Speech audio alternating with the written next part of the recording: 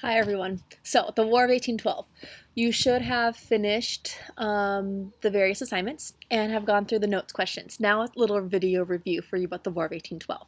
So, we're going to go through two things, the causes and then the effects. Okay? So, the causes. There were four different causes of the war. The first cause is called impressment.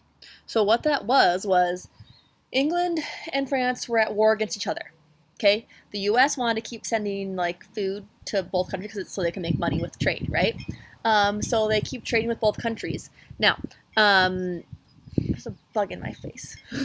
Now, the countries didn't really trust each other and believe that that America was actually trying to stay out of the war because America didn't want to get involved. They're like, this is England and France's thing. I don't want to get involved. But the other countries are like, are you really?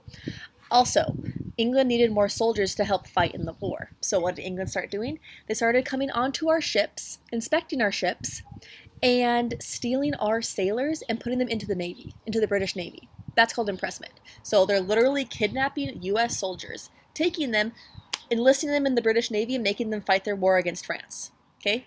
Of course it's going to make America mad. They don't want to do that. They want to be sailors. You can't just go kidnapping people and making them join your navy. It's a problem.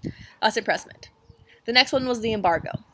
So, America was like, hey, stop searching our ships. We're just trying to send you guys food. And England or France are like, yeah, we don't trust you. And so America's like, okay, fine, we won't trade with you anymore. So America stopped trading with them. As you learned from your little intro assignment, that embargo didn't go very well.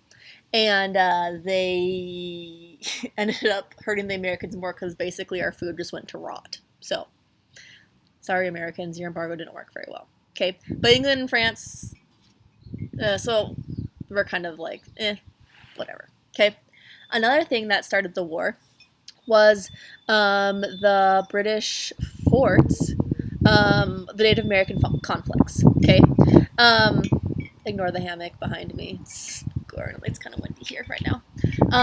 Anyways, the forts. Sorry, not the forts, the Native American conflicts. So, Native Americans and the Americans were getting a few conflicts here and there. And they found out that dear, sweet old Mother England was basically siding with the Native Americans and giving guns and ammo to the Indians. Okay? Of course, that's mad. They're like, hey, this is our country now. Get out. Stop trying to hurt us with our Indians. Okay? And so British kept feeding them guns and ammo. America gets mad. It's like, get out.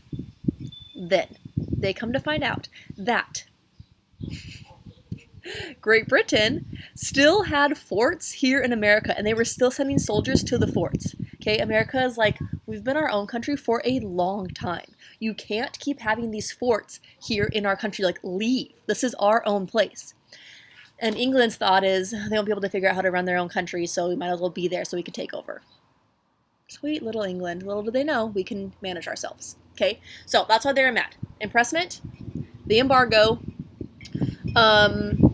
the Native Americans, or the British giving the Native Americans like supplies to fight us, and then the British keeping forts in our country.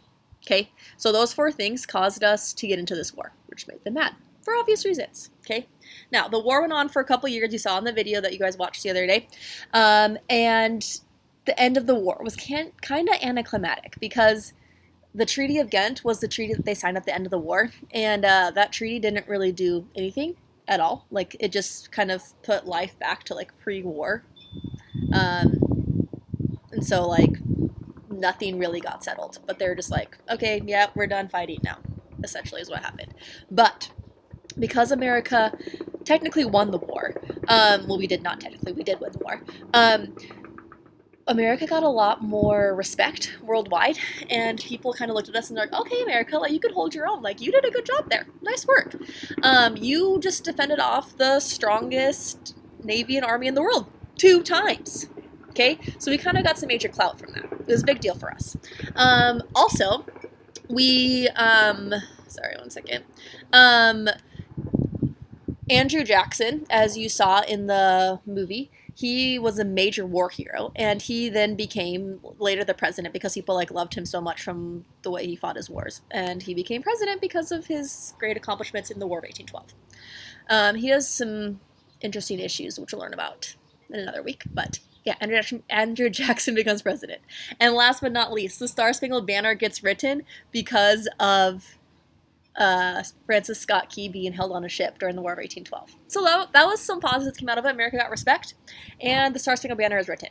So cool, right? Even though our capital city, Washington D.C., got burned, rebuilt the executive mansion, turned into the White House, and then yeah, later Andrew Jackson becomes president. So those are our causes. Those are our effects. Now write down a couple of facts that you learned, and the hidden gem is this. Let's see if I can move. Oh yeah, what college symbol is on that basketball hoop right back there? Our little pool hoop. That's your hidden gem question. Okay, bye guys.